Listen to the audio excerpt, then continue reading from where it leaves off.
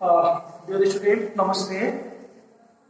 We are going to start the new lesson, lesson 10.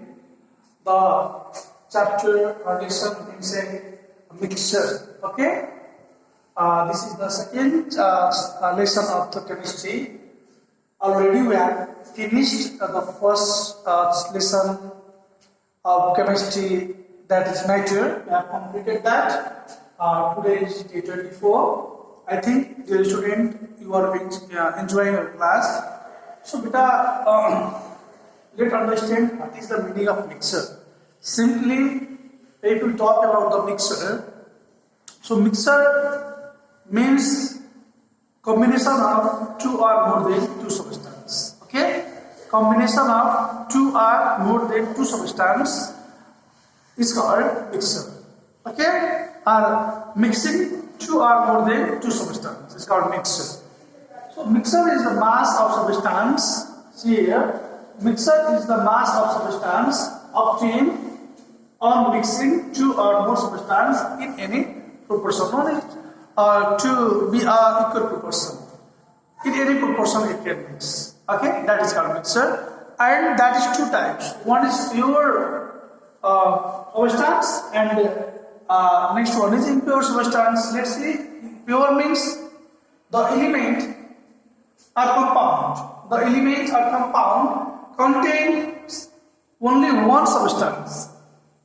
Elements or compound contains only one type of substance with no other substance mixed in. Okay? It's called pure substance. Pure water would only contain water molecules and nothing else. Okay? If we talk about the pure water, then it contains water molecules. It do not, that is pure substance, isn't it? Let's see the proof. Impure materials may be mixture of elements,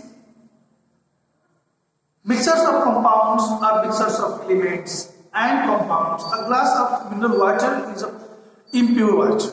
Okay, the glass of mineral water is impure water. Why? Because there are mixes mixing different type of molecules, isn't it? And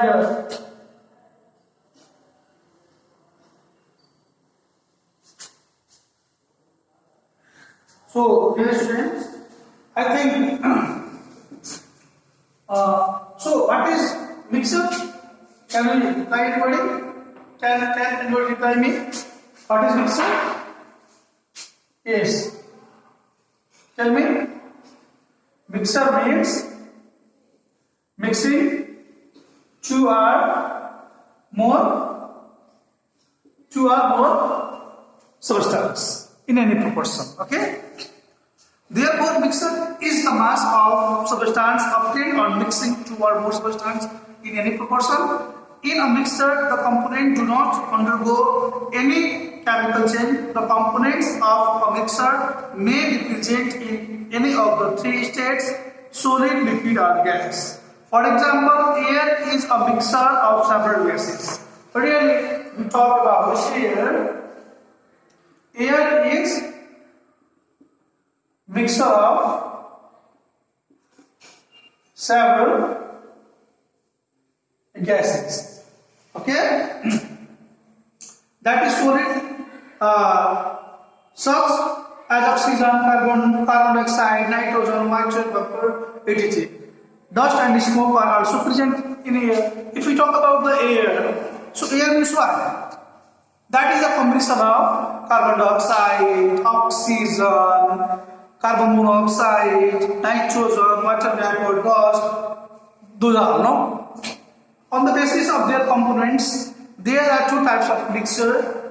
How many types of mixture? Two types of mixture. They are homogeneous mixture and heterogeneous mixture. How many types of mixture are there? Two types. One is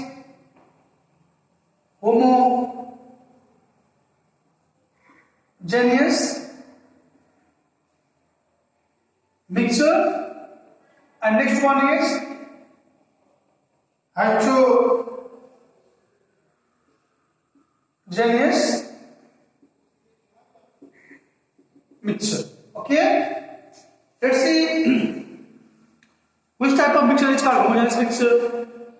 If common salt is put in water, okay, if common salt is put in water, common salt put in water. See, from this example you will understand. Okay, the salt dissolved in water. Yes, really the salt dissolved in water. The salt particle get homogeneously mixed with water and they cannot be seen with naked eyes. The obtained mixture of salt and water is called homogeneous mixture. Therefore, the mixture, those components cannot be seen, easily seen and are equally distributed. It's called homogeneous mixture. The homogeneous mixture is called solution, a mixture of sugar in water, salt in water, etc. are some example of this mixture.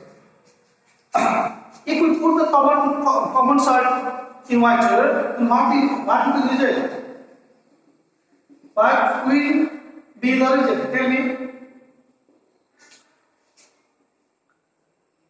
Common salt totally dissolve. We can't find out either there is salt is or not in water. Means after mixing two components, if we can't see the one component, just the salt, with our naked eyes after the dissolve, then that type of solution, that type of mixture is called homogeneous mixture. That is completely solution. Okay, understood? Means homogeneous means if two components, suppose water is a one component and salt is another component. Water is one component and sugar is another component. If sugar mixed off in the water after some times, sugar totally dissolved in water, we can't find out the sugar with our naked eyes. We can't find out two components, either there is not. Before testing, by test we can find out there is two components, but with our naked eye we can't. We totally dissolve. If we can't see with our naked eyes how many components are there, if the next component totally dissolve, then that type of mixture is called homogeneous mixture. Any confusion, dear student? Homogeneous mixture. And heterogeneous, which type of mixture is called heterogeneous? Heterogeneous mixture means,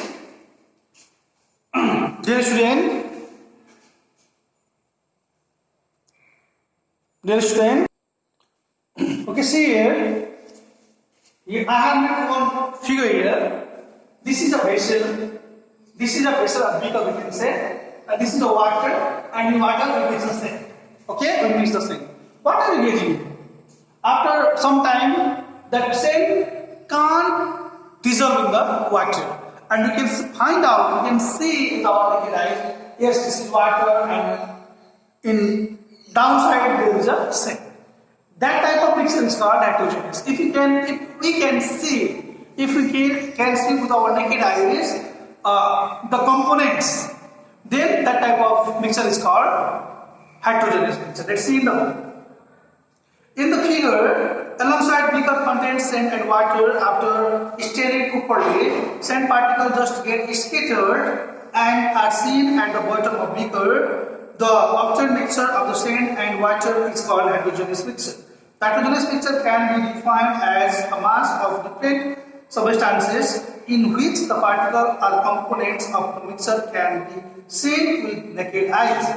Sand and salt, water and camphor, etc. Some examples of heterogeneous mixture, etc. Okay, understood? But I have told you that same thing here. Okay. So now how we can separate the mixture? Okay. of mixture. There are some methods. Depending upon the nature and component of the mixture, there are various methods. Some of them are 7 type of method I have written here. First one is threshing. Okay. Second one is sieving and winnowing, sedimentation and decantation, filtration, magnetic separation and centrifugation. They are the methods by which mixture can separate. You can separate the components. Threshing is, I think you have seen in your own village for your personal purpose. After cutting the paddy, wheat or maize or anything, we use the threshing. No threshing by help of the thresher. We use separate the wheat paddy from the what is called that dust particle of the paddies. No, threshing is the process of separating wheat grains from the stalks after the harvesting of the crops. In this process, the bundles of wheat stalk are threshed to loosen the chaff from the grain or by using mechanical threshers. I told you, by the help of thresher we can separate the grains. Sieving. Sieving means, I think